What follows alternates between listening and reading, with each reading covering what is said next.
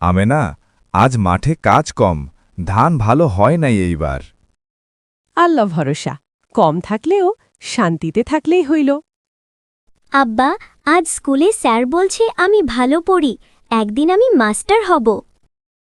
তুই পড়ালেখা কর্মা, আমাদের দুঃখ যেন তোর গায়ে না লাগে। আজ শুধু ভাত আর ডাল, তরকারি নাই। এটাই তো সুখ, তিনজনে একসাথে খাইতেছি। আমি ডালই বেশি পছন্দ করি মা। বিকেলে লিজা পড়তে বসেছে আর রহিম মিয়া উঠোনে বসে জাল সেলাই করছে।